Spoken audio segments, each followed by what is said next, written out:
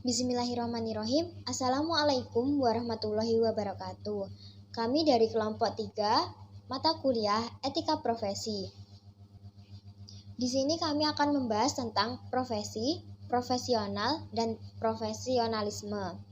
Perkenalkan, nama saya Angelina Rahmawati, NIM 148. Di sini saya sebagai moderator dan juga pemateri ketiga.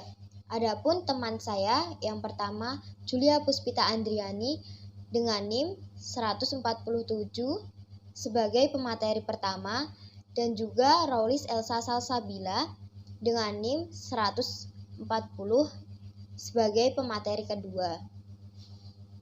Assalamualaikum warahmatullahi wabarakatuh. Perkenalkan, nama saya Julia Puspita dengan NIM 147. Di sini saya sebagai pemateri pertama dari kelompok 3 akan menjelaskan mengenai definisi, karakteristik, dan asas profesi. Yang pertama, definisi profesi. Secara bahasa, istilah profesi berasal dari bahasa Inggris yang berarti profession atau dalam bahasa Latin yang berarti professius, yang memiliki arti mengakui, adanya pengakuan, menyatakan mampu atau ahli dalam melakukan pekerjaan. Sedangkan secara istilah, profesi merupakan suatu pekerjaan yang mempersyaratkan pendidikan tinggi atau yang membutuhkan keterampilan dan keahlian khusus. Menurut pendapat yang dikemukakan oleh Hamalik, profesi pada hakikatnya adalah suatu pernyataan atau suatu janji terbuka bahwa seseorang akan mengabdikan dirinya kepada suatu jabatan atau pekerjaan dalam arti biasa karena orang tersebut merasa terpanggil untuk menjabat pekerjaan itu. Jika dalam profesi mengandalkan suatu keterampilan atau keahlian khusus dilaksanakan sebagai suatu pekerjaan atau kegiatan utama, menghasilkan sebuah jasa, terdapat etika yang mengukur dan dilaksanakan sebagai sumber nafkah hidup sehari-hari. Sedangkan dalam pekerjaan yang tidak dikatakan sebuah profesi itu belum tentu membutuhkan keterampilan khusus dan tidak ada etika yang mengatur. Selanjutnya, karakteristik profesi. Flexner sebagaimana dikutip oleh Prayitno menjelaskan karakteristik profesi antara lain, yang pertama intelektual, yang kedua kompetensi profesional yang dipelajari, yang ketiga objek praktek spesifik, yang keempat komunikasi, yang kelima motivasi altruistik, yang keenam organisasi asosiasi profesi, yang ketujuh pengabdian atau layanan publik, yang kedelapan adanya otonomi, yang kesembilan adanya kode etik profesi, yang terakhir adanya lisensi. Karakteristik profesi yang pertama tadi intelektual. Yang dimaksud intelektual di sini adalah pelayanan yang lebih berorientasi mental daripada kegiatan yang memerlukan keterampilan fisik pada manusia, lebih memerlukan proses intelektual atau proses berpikir daripada kegiatan rutin. Yang kedua, kompetensi profesional yang dipelajari. Sebuah profesi didasarkan pada kompetensi yang tidak diperoleh begitu saja, melainkan kompetensi tersebut diperoleh melalui proses pembelajaran secara intensif dan teoritis. Yang ketiga, objek praktek spesifik. Pelayanan suatu profesi tentu terarah kepada objek praktek spesifik yang tidak ditangani oleh profesi lain. Tiap-tiap profesi menangani objek praktek spesifiknya sendiri. Contohnya, profesi seorang guru tentu objek prakteknya yaitu murid sekolahan atau les-lesan. Karakteristik yang keempat adalah komunikasi. Suatu profesi memiliki objek praktek spesifik profesinya, keilmuan dan teknologinya, kompetensi dari dinamika operasionalnya, serta aspek hukum dan sosial. Komunikasi ini memungkinkan dipelajari dan dikembangkannya profesi tersebut, dipraktekkan dan diawasi sesuai dengan kode etik serta diselenggarakannya perlindungan terhadap profesi yang dimaksud. Karakteristik selanjutnya yaitu motivasi altruistik. Motivasi altruistik dapat diwujudkan melalui peningkatan keintelektualan, kompetensi, dan komunikasi dalam menangani objek praktek spesifik profesi seperti yang sudah dijelaskan sebelumnya. Selanjutnya, organisasi asosiasi profesi. Tenaga profesional dalam profesi yang sama membentuk suatu organisasi profesi untuk mengawasi pelaksanaan tugas-tugas profesi. Organisasi profesi ini ditujukan untuk membesarkan profesi itu sendiri. Selain itu juga sangat berkepentingan untuk ikut serta memenuhi kebutuhan masyarakat luas. Yang ketujuh, pengabdian atau layanan publik. Suatu profesi diharuskan untuk memberikan layanan kepada masyarakat dengan baik. Karakteristik yang ke-8, adanya otonomi, merupakan adanya pengendalian kerja dan pengetahuan teoritis para profesional untuk menghindari intervensi atau campur tangan dari luar. Yang ke-9, adanya kode etik profesi, merupakan suatu prosedur dari organisasi profesional agar bekerja sesuai aturan yang berlaku. Yang terakhir, lisensi. Lisensi digunakan untuk mengetahui apakah benar-benar memiliki profesi atau tidak, karena di dalam profesi memiliki syarat dan proses sertifikasi, sehingga hanya orang yang mempunyai lisensi lah yang dianggap mempunyai profesi. Kemudian asas profesi. Ada prinsip dasar atau asas yang menjadi landasan dalam menjalankan sebuah profesi, antara lain yang pertama asas tanggung jawab profesi, yang kedua asas integritas, yang ketiga asas objektivitas, dan yang terakhir asas keadilan. Yang pertama, asas tanggung jawab profesi. Dalam melaksanakan tanggung jawabnya, setiap anggota harus menggunakan pertimbangan moral dan profesional. Selain itu, profesional harus memperhatikan dampak profesi atau pekerjaannya tersebut. Yang kedua, asas integritas. Seorang profesional harus menjunjung tinggi nilai tanggung jawab profesional dengan integritas yang tinggi juga. Yang ketiga, asas objektivitas.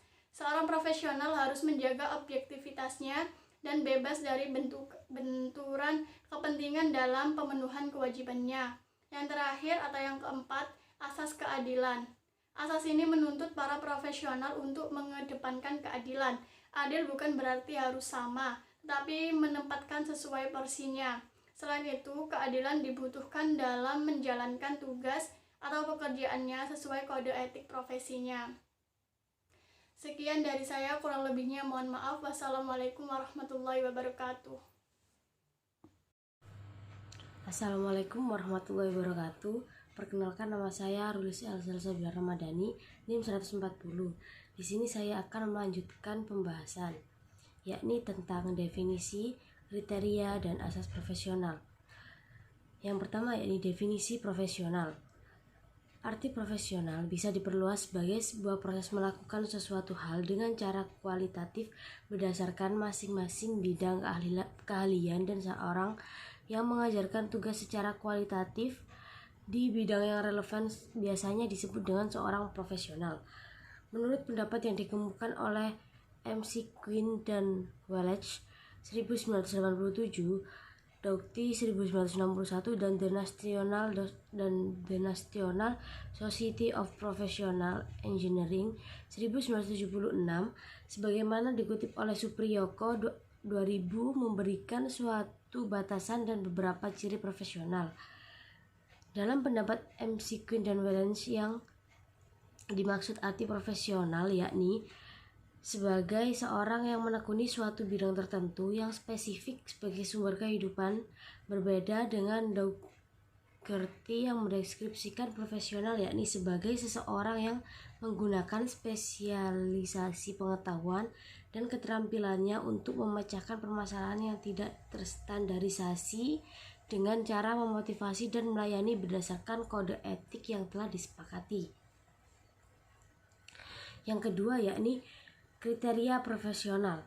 Untuk lebih memantapkan pemahaman kita tentang sebuah sikap profesional, di bawah ini terdapat uraian-uraian penting tentang beberapa karakteristik yang harusnya dimiliki oleh suatu tenaga profesional. Ahmad Sanusi menyebutkan sebuah ciri utama suatu tenaga profesional yakni sebagai berikut. Yang pertama, fungsi dan signifikasi sosial. Yang kedua, keterampilan atau keahlian. Yang ketiga, batang tubuh ilmu. Yang keempat, masa pendidikan. Yang kelima, aplikasi dan sosialisasi nilai-nilai profesional. Yang keenam, kode etik. Yang ketujuh, kebebasan untuk memberikan judgement. Yang kedelapan, tanggung jawab profesional dan otonomi. Dan yang kesembilan, pengakuan dan imbalan. Disebutkan dalam Webster New World Dictionary oleh Sutisna, menjelaskan bahwa profesional sebagai suatu pekerjaan yang meminta pendidikan tinggi dalam liberal arts atau science dan biasanya meliputi pekerjaan manual seperti mengajar, keinsinyuran, mengarang, dan seterusnya, terutama kedokteran, hukum, atau teologi. Oten Sutisna menjelaskan lebih lanjut tentang profesional yang dikutip dari buku tersebut, yang menjelaskan bahwa profesional adalah sebagai suatu pekerjaan yang meminta persiapan spesialisasi yang relatif lama di perguruan tinggi dan dikuasai oleh etik yang khusus. Dan yang terakhir yakni asas profesional. Asas ini merupakan asas yang mengutamakan keahlian yang berlandaskan kode etika dan ketentuan peraturan perundang-undangan yang berlaku. Profesionalisme diwujudkan dalam bentuk melakukan suatu pekerjaan purna waktu dan mengandalkan suatu keahlian yang dimilikinya.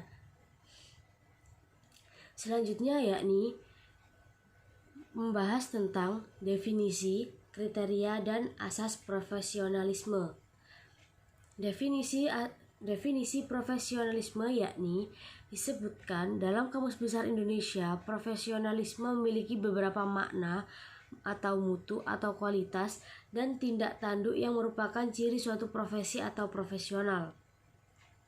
Sedangkan profesionalisme yakni sikap dari seorang yang profesional, sedangkan profesional artinya bahwa setiap pekerjaan harusnya dikerjakan oleh seorang yang memiliki sebuah keahlian dalam bidangnya atau profesinya, walaupun tidak terlalu ahli, namun setidaknya sedikit menguasai sebuah pekerjaan tersebut. Supriyadi mengatakan bahwa penggunaan istilah profesionalisme merujuk pada derajat penampilan seseorang yang dianggap sebagai profesional, atau bisa dikatakan bahwa penampilan merupakan besar kecilnya penilaian seseorang sebagai seorang profesional. Penampilan suatu pekerjaan sebagai suatu profesi, ada yang profesionalisme tinggi, sedang, dan rendah. Profesionalisme juga mengacu terhadap sikap dan komitmen anggota profesi untuk bekerja berdasarkan standar yang tinggi dan kode etik profesinya.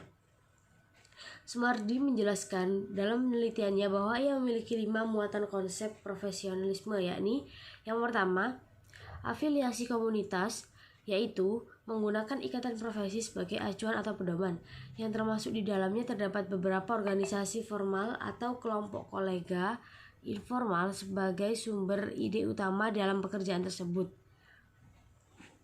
Melalui ikatan profesi ini, para profesional membangun kesadaran profesi.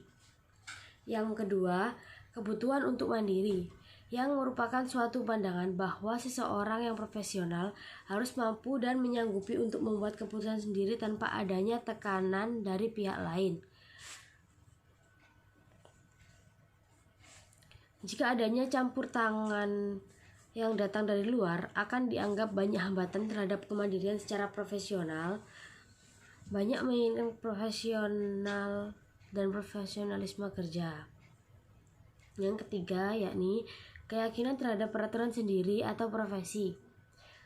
Disebutkan bahwa yang paling berwenang dalam menilai pekerjaan profesional adalah rekan sesama profesi, bukan orang luar yang tidak mempunyai kompetensi dalam bidang ilmu dan pekerjaan mereka.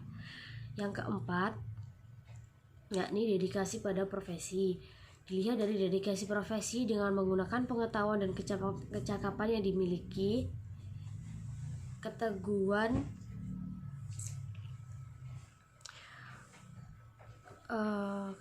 tetap melaksanakan pekerjaan walaupun imbalan dipandang kurang dari cukup dan tidak sebanding dengan pekerjaan.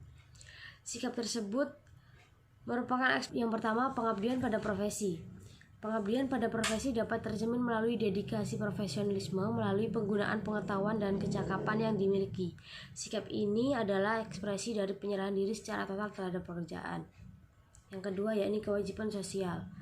Kewajiban sosial yang berarti pandangan tentang pentingnya peran profesi serta manfaat yang diperoleh baik oleh masyarakat ataupun oleh profesional karena adanya pekerjaan tersebut. Rizky menyebutkan bahwa terdapat 4 sikap menyangkut kewajiban sosial. Yang pertama yakni sikap obstruktif, yakni sebuah pendekatan terhadap tanggung jawab sosial yang melibatkan sebuah tindakan seminimal mungkin dan melibatkan usaha menolak untuk menutupi pelanggaran yang telah dilakukan. Yang kedua yakni sikap defensi, adalah sebuah pendekatan tanggung jawab sosial yang ditandai dengan cara perusahaan yang bersangkutan hanya memenuhi persyaratan hukum secara minimum atas komitmennya terhadap kelompok dan individu dalam lingkungan sosial. Yang ketiga yakni sikap akomodatif, yakni adalah sebuah pendekatan tanggung jawab sosial yang diterapkan suatu perusahaan dengan melakukan apabila ia diminta melebihi persyaratan hukum minimum dan dalam komitmennya terhadap kelompok dan individu dalam lingkungan sosial. Dan yang keempat, sikap proaktif adalah sebuah pendekatan tanggung jawab sosial yang diterapkan suatu perusahaan, yakni dilakukan secara aktif mencari peluang untuk memberikan sumbangan demi kesejahteraan kelompok dan individu dalam lingkungan sosialnya. Yang ketiga yakni ada kemandirian. Kemandirian adalah suatu pandangan bahwasannya seorang yang profesional harus mampu membuat keputusan sendiri tanpa adanya tekanan dari pihak lain. Dan yang keempat, adanya keyakinan terhadap peraturan profesi. Memiliki keyakinan terhadap peraturan profesi yaitu sebuah keyakinan bahwa yang berwenang untuk menilai semua pekerjaan profesional adalah rekan sesama profesi atau bisa dikatakan teman kerja yang selama ini bergelut di bidang yang sama maupun berbeda namun dalam satu perusahaan yang sama, bukan dari pihak luar yang mempunyai kompetensi dalam bidang ilmu dan pekerjaan mereka. Dan yang terakhir yakni hubungan dengan sesama profesi. Hubungan dengan sesama profesi berarti profesional, dan profesionalisme kerja menggunakan ikatan profesi sebagai pedoman, termasuk organisasi formal dan kelompok kolega informal sebagai sumber ide utama pekerjaan. Melalui ikatan profesi ini, para profesional membangun kesadaran profesinya. Alangkah lebih baik perbanyak relasi atau hubungan dengan sesama profesi agar dapat saling tolong-menolong. Dan yang terakhir yakni asas profesionalisme. Asas yang mengutamakan keahlian yang berdasarkan kode etik dan ketentuan peraturan perundang-undangan yang berlaku. Setiap tenaga kerja memiliki kemampuan dan keterampilan kerja atau kejujuran dalam bidang tertentu. Dengan kemampuan dan keterampilan itu, dia dapat mengabdikan dirinya dalam lapangan kerja tertentu dan menciptakan hasil yang baik secara optimal. Demikian pembahasan yang dapat saya jelaskan. Kurang lebihnya saya mohon maaf. Wassalamualaikum warahmatullahi wabarakatuh. Materi ketiga akan menjelaskan tentang profesionalisme kerja secara umum dan secara Islam. Yang pertama, profesionalisme kerja secara umum. Pengertian profesionalisme biasa diartikan secara sederhana adalah suatu pandangan untuk selalu berpikir, berpendirian, bersikap dan bekerja secara sungguh-sungguh dengan disiplin, jujur dan penuh dedikasi untuk mencapai hasil kerja yang memuaskan. Profesionalisme kerja bisa diartikan sebagai suatu kemampuan dan keterampilan seseorang di dalam melakukan atau melaksanakan pekerjaan sesuai dengan bidang dan tingkatan dari masing-masing. Profesionalisme menyangkut kecocokan atau fitness antara kemampuan yang telah dimiliki oleh birokrasi dengan kebutuhan tugas. Terpenuhinya kecocokan antara kemampuan dengan kebutuhan tugas merupakan syarat dari terbentuknya aparatur yang profesional. Profesionalisme kerja juga dapat diartikan sebagai konsep mengenai suatu bidang pekerjaan, yaitu pandangan yang beranggapan bahwa bidang pekerjaan merupakan sebagai suatu pengabdian melalui keahlian-keahlian tertentu sebagai yang terdapat dalam ilmu pengetahuan. Seorang profesional menjalankan suatu pekerjaannya sesuai dengan tuntutan dari pekerjaannya atau profesinya. Dengan kata lain, mempunyai kemampuan dan sikap sesuai dengan tuntutan dari pekerjaannya. Seseorang yang memiliki sikap profesional akan terus-menerus meningkatkan mutu karyanya secara sadar melalui pendidikan dan pelatihan, menurut Tilar tahun 2002. Berdasarkan dari beberapa pengertian dapat disimpulkan bahwa Profesionalisme kerja merupakan pandangan atau sikap mental dalam bentuk komitmen dari para anggota atau dari pekerja dari suatu profesi untuk senantiasa mewujudkan dan meningkatkan kualitas serta kuantitas profesionalnya dalam menjalankan sebuah profesi atau pekerjaan yang sesuai dengan kode etik profesi. Yang kedua, profesionalisme kerja secara Islam. Profesionalisme adalah suatu bentuk kepercayaan yang telah dipercayakan dengan tulus untuk mencari ridha Allah dan bertekad untuk melakukan yang terbaik dengan menyadari bahwa pengawasan dari Allah lebih tajam daripada pengawasan dari manusia. Menurut pendapat penulis profesional, tidak cukup dengan keterampilan ataupun keahlian saja, akan tetapi ada faktor fundamental yang membedakan atau membuat profesionalisme berbeda. Untuk memperjelas konsep antara profesionalisme terhadap pekerjaan dalam perspektif Islam, hal ini sangat berbeda dengan pembahasan profesionalisme secara konvensional. Profesionalisme kerja merupakan salah satu dari ajaran agama Islam yang telah dicontohkan oleh Rasulullah SAW. Nah, profesional dalam kerja merupakan hal yang sangat dituntut dalam upaya membawa suatu lembaga atau organisasi, baik negeri ataupun swasta, agar mencapai suatu tujuan yang telah digariskan. Di dalam Islam, bentuk dari profesionalisme kerja yaitu yang telah dicontohkan oleh Rasulullah pada saat terjadinya Perang Uhud. Kemenangan yang pada awalnya menjadi milik kaum muslim karena harta, kondisi semula menjadi terbalik. Kaum musyrikin atau non-muslim berhasil mengepung barisan dari kaum muslimin. Peristiwa Perang Uhud tersebut merupakan sebuah pelajaran dan pengalaman yang sangat pahit bagi umat muslim atau umat Islam karena mereka telah melalaikan amanah yang diberikan oleh Rasulullah dan tidak profesional dalam melakukan pekerjaan atau melakukan perang akibat terpengaruhnya godaan harta. Akhlak Islam yang diajarkan oleh Rasulullah SAW memiliki sifat-sifat yang dapat dijadikan suatu landasan atau dasar bagi pengembangan profesionalisme. Ini dapat juga dilihat dari pengertian sifat-sifat akhlak sebagai berikut ini. Sifat kejujuran atau sidik. Kejujuran ini merupakan salah satu dasar yang paling penting untuk membangun profesionalisme. Karena dengan adanya sifat jujur, maka seseorang akan dapat dipercaya. Dan untuk yang kedua, sifat tanggung jawab atau amanah. Sikap tanggung jawab juga merupakan sifat akhlak yang sangat diperlukan untuk membangun profesionalisme. Suatu perusahaan atau organisasi, bahkan lembaga, pasti hancur bila orang-orang yang terlibat di dalamnya tidak memiliki sifat amanah. Untuk yang ketiga, sifat komunikatif atau tablik. Salah satu ciri dari seseorang yang profesional yaitu yang memiliki sifat komunikatif dan transparan.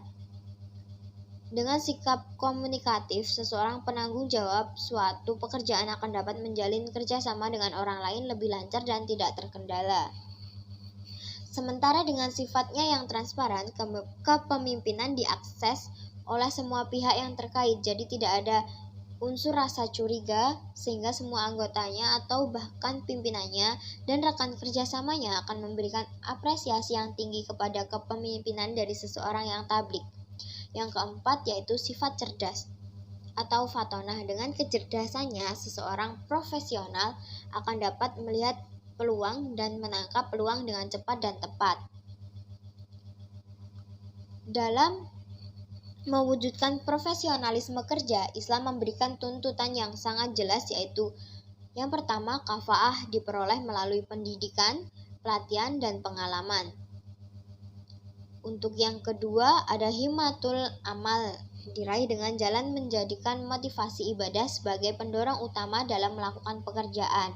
Di samping memotivasi diri ingin mendapatkan penghargaan atau reward, menghindari hukuman juga salah satunya. Yang ketiga ada sifat amanah yang diperoleh dengan menjadikan tauhid sebagai unsur pengontrol utama tingkah laku dan tindakan. Realita yang lihat sekarang ini adalah banyak orang mempunyai etos kerja yang tinggi, tapi tidak mempunyai sifat yang amanah, sehingga mempergunakan keahliannya dalam hal kejahatan. Di samping itu, masih terdapat pula nilai-nilai Islam yang dapat mendasari pengembangan profesionalisme kerja. Di antaranya, yang pertama, bersikap positif dan berpikir positif atau husnuzon. Berpikir positif akan mendorong setiap orang melaksanakan tugas-tugasnya lebih baik. Hal ini disebabkan dengan bersikap dan berpikir positif, mendorong seseorang untuk berpikir jernih dalam menghadapi setiap masalah yang terjadi. Yang kedua, memperbanyak silaturahim.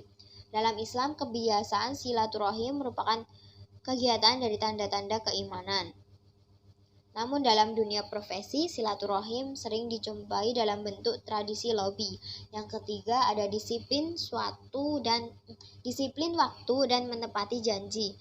Begitu pentingnya disiplin waktu, Al-Quran menegaskan makna waktu bagi kehidupan manusia dalam surat Al-Asy yang diawali dengan sumpah demi waktu. Begitu juga menepati janji. Al-Quran menegaskan hal tersebut dalam ayat pertama Al-Maidah sebelum memasuki pesan-pesan penting lainnya. Yang keempat, ada bertindak efektif dan efisien. Bertindak efektif maksudnya merencanakan, mengerjakan, dan mengevaluasi sebuah kegiatan dengan tepat sasaran dan sigap. Sedangkan efisien adalah penggunaan fasilitas kerja yang cukup, tidak berlebihan, tidak boros, dan memenuhi sasaran. Juga melakukan sesuatu yang memang diperlukan dan berguna. Yang kelima, memberikan upah secara tepat dan cepat. Ini sesuai dengan hadis Nabi yang mengatakan berikan upah sesuai kadarnya, akan mendorong seorang pekerja atau pegawai dapat memenuhi kebutuhan dirinya bahkan keluarganya secara tepat pula. Sementara dengan upah yang masih ditunda, seorang pegawai akan bermalas-malasan dalam bekerja. Demikian presentasi dari saya, kurang lebihnya mohon maaf. Wassalamualaikum warahmatullahi wabarakatuh.